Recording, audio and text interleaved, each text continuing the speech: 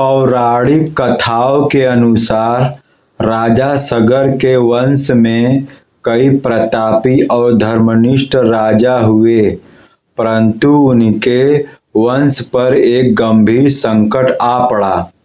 राजा सगर के 60,000 पुत्र कपिल मुनि के शाप से भस्म हो गए थे और उनकी आत्माएं मुक्ति की प्रतीक्षा में भटक रही थी।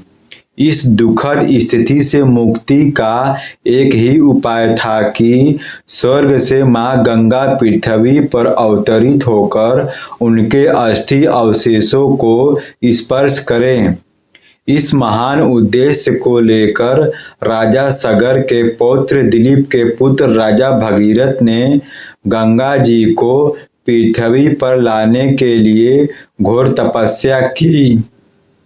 उनकी भक्ति और तप से प्रसन्न होकर गंगा जी पृथ्वी पर आने के लिए तैयार हुई, पर उन्होंने यह भी कहा कि उनका प्रचंड वेग धरती सहन नहीं कर पाएगी और सब कुछ विनष्ट हो जाएगा।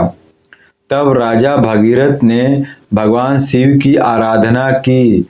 उनकी तपस्या से प्रसन्न होकर शिव जी ने मां गंगा को अपनी जटाओं में धारण करने का वचन दिया।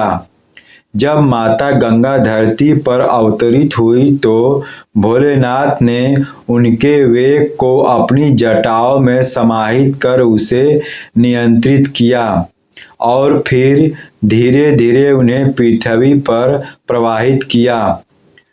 भगीरथ गंगा के प्रवाह के साथ आगे बढ़ते हुए उस स्थान तक पहुँचे जहाँ उनके पूर्वजों की अस्थियां थीं। मां गंगा के पवित्र जल के स्पर्श मात्र से उन्हें मोक्ष प्राप्त हुआ। अतः मनुष्य अपनी भक्ति से असंभव को भी संभव बना सकता है।